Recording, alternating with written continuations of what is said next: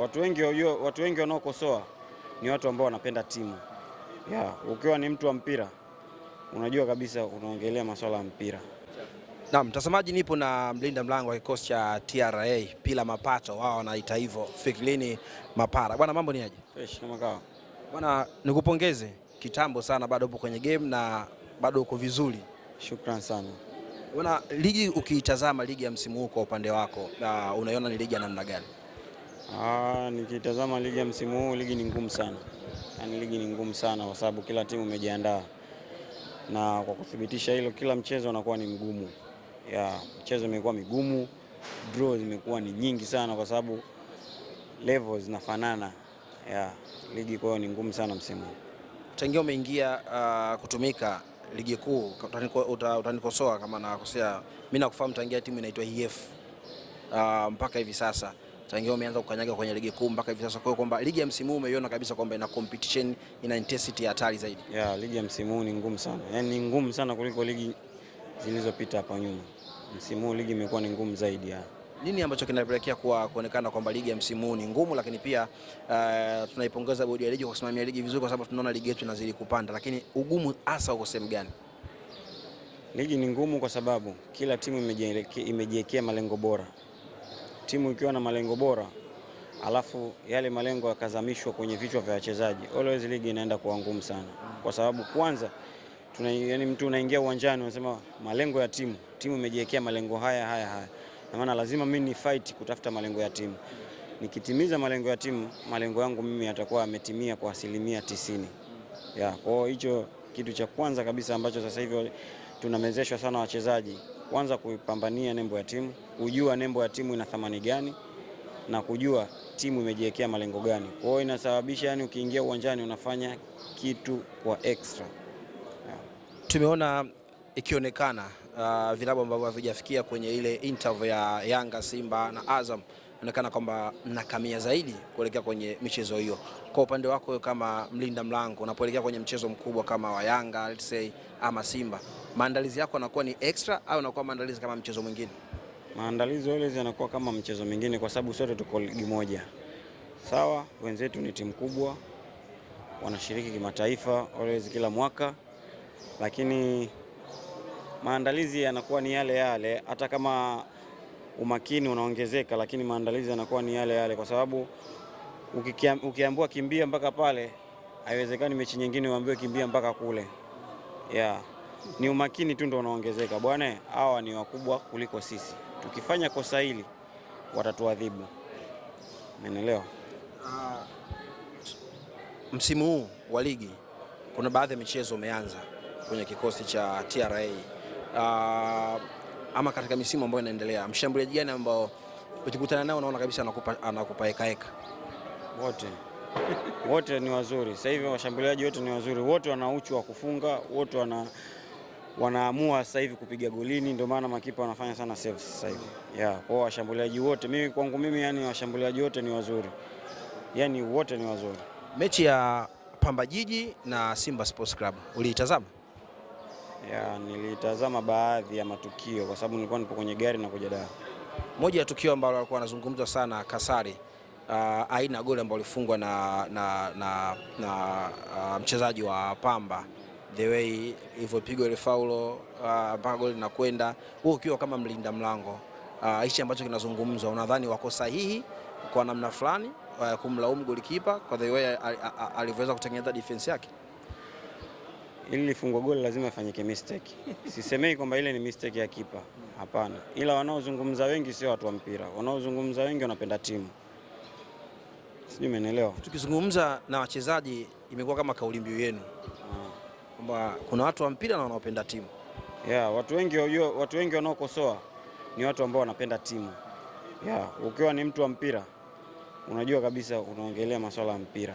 Lakini ukiwa unapenda timu, utamkosoa tu mtu kwa sababu unapenda timu, kwa hizi nyingine uzipendi. Lakini ukiwa unapenda mpira utauzungumzia mpira unavyohitaji mpira. Ukisha kucheza mechi ikamalizika ukawa na jazba kweli kweli? Ukiwa na jaziba katika mchezo nini, unafanya kitu gani ili kucontrol jaziba yako, aidha muamuzi kupe adhabu ya kadi? Yani sikuwa na jaziba kutokana na muamuzi, ila nilikuwa na jaziba kutokana na maamuzi ambayo niliyafanya. Ndio nilipelekea nikapata hasira. Ilikuwa mchezo gani? Nadhani ilikuwa mchezo wa Yanga na EF uwanja wa Taifa pale. Nilifanya kosa ambalo tulifungwa goli moja, nadhani alifunga Mayele. Nilifanya kosa ambalo linipelekea nikapata hasira sana, kwa sababu nilifanya kosa ambalo sikutakiwa kufanya. Kipindi cha Fiston Kalala yupo Yanga, kwa maana kosa lenyewe unaona kabisa kwamba hili kosa nimelifanya mapara, nimeikosti timu yangu. Nimeikosti timu yangu na ndio lile lilikuwa goli. Kwa hiyo nilifanya, yani niseme nilifanya utoto mkubwa sana, ndio maana nilikasirika sana ile mechi. Kwa na raha kabisa. Baada ya pale ilikuwa kama dakika 77 78 hivi nadhani. Baada ya pale sikuwa kabisa na raha mpaka mpira umeisha. Mayele ni mshambuliaji wa namna gani? Wewe ni goalkeeper ambaye pia umezungumza ulifanya kosa amekufunga. Alikuwa ni mshambuliaji wa namna gani? Top striker. Top striker. Yaani kidogo anakufunga. Yaani ukizembea kidogo tu anakufunga. Ni kama sasa hivi tu washambuliaji wa sasa hivi. Ukizembea ni kipa, ukizembea kidogo tu sekunde moja tu kipa, ukiwa akili yako umeitoa kwenye mchezo unafunga. Bwana, wewe unacheza TRA, mlinda mlango, lakini Chobojo anaweza kuwa ni rafiki yako pia. Rafiki yako sio rafiki yako? Rafiki yangu. Baada ya game hizi mbili, mechi ya Young African, mechi ya Simba, zinazungumzwa sana kwamba Mwamba sasa hivi simu zinakuwa zinaingia sana. Anatakiwa aongeze tena. Yaani hapa tunamuona si mnoma aongeze tena. Watu hawahitaji historia, watu wanahitaji mwendelezo. Ile sijana mechi kacheza ya Simba, ya Yanga si ya juzi. Hiyo story. Kesho na kesho kutwa. Mimi naamini anaweza. Yaani kufanya hivyo anaweza. Na zaidi ya hivyo, zaidi ya hizo mechi zilizopita ambazo tunazungumzia ni story ya tayari. Zaidi ya hizo anaweza. Ndio maana nakwambiaje, hizi za nyuma ni story ya tayari. Watu wanamzungumzia. Anatakiwa aongeze zaidi ya hapo, ili apige hatua 4, sio 1, 4 au 10. Na naamini anaweza, na inshallah Mwenyezi Mungu atamshikia, atafanikiwa. Bwana, golikipa gani wa ligi kuu ambayo yuko upande wako unamhusudu ndani ya Tanzania? Aishi Manula. Urejeo wake wa national team umekufurahisha? Sana. Mimi naamini Aishi Manula kipa sana yule jamaa. Serious nakwambia, kipa. Yaani kipa kweli. Wewe ni mlinda mlango, Fikiri Mapara. Aishi Manula ni mlinda mlango na pia ni goalkeeper wa national team sasa hivi na kikosi cha Azam FC. Kitu gani hasa unakiona kwake unasema natamani kufika level ile, au na mimi nipite, kwa sababu wewe mwenyewe umekiri kwamba wewe ni kipa kweli? Natamani kufika uwezo wake. Ukweli mimi siwezi kuupinga. Manula kipa. Manula kipa. Manula kipa brother. Kwa wakigeni? Diara. Chige. Nini kinakuvutia kwa Diara? Mchezaji wake, miguuni, saves anazozifanya inanivutia sana. Na ile anavyo command ile defense yake. Ndio tunasema kama ana command mpaka anapitiliza. Ndio inavyotakiwa, ili mpira kwake ikifika hiyo imepoa. Hivi ni kwa nini makipa mkiwa kwenye zone yenu mnakuwa wakali sana? Nikiwa sio mkali, mabeki wataruhusu sana mpira unifikie mimi. Haijalishi umri wako unacheza na mabeki wa namna gani? Haijalishi. Mimi natakiwa ni ile defense yote natakiwa mimi ndio ni control. Haijalishi umri wangu, umri wao wala nini. Mimi natakiwa ni control ile. Hichi ambacho anakifanya Diara kama mlinda mlango ni kawaida. Yaani ni kawaida. Kipa yoyote yule anatakiwa afanye hivyo. Bwana, Fikirini, kwa dakika chache natamani utupitishe kwenye historia yako kafupi ulipotokea mpaka upo TRA United. Nimetokea Coast kwanza under 20. Coast under 20 nikapandishwa timu kubwa, nikacheza kwa takriban miaka 3 nadhani. Coast hiyo. Alafu nikaenda Mbeya City. Hapo nikacheza. Nikaenda Ihefu ambao ndo tukawa Singida. Sasa hivi niko hapa TRA.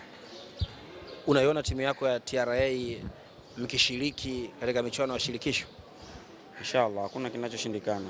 Sote tunajikabidhi kwa Mwenyezi Mungu, tunafanya mazoezi kwa nguvu, tunaweka malengo yetu, alafu tunamwachia yeye aamue. Yeah. Lakini kwa ninavyoona timu yangu, inshallah kwa rehema za Mungu tunashiriki mwakani. Etienne Ndayagija ni mwalimu wa aina gani tangia ameingia kwenye timu mpaka hivi sasa? Unaona kabisa kuna kitu ambacho amewabadilishia wachezaji? Yeah. Ametufanya tumekuwa bora sana. Ametufanya tumekuwa yani hakuna aliyejua ya mwenzie. Hakuna aliyejua mwenzie, kila anapata nafasi anaitumia vizuri. Kila akitoka huyu akiingia huyu anafanya vizuri. Yeah. Kwa ni mwalimu ambaye ametubadilisha, tumekuwa bora sana akishirikiana na wasaidizi wake. Jana mmeruhusu magoli 3 dhidi ya Simba. Kuna jinsi ambavyo imewavunja moyo kuelekea katika michezo mingine? Hapana, hata tulishinda tukiwa pamoja, na jana tumepoteza tukiwa pamoja. Kwa hiyo hatuweki uso chini, tunainua vichwa, tunarudi uwanja wa mazoezi, tunafanyia kazi. Tarehe 5 tunaenda kuwapa furaha mashabiki wetu.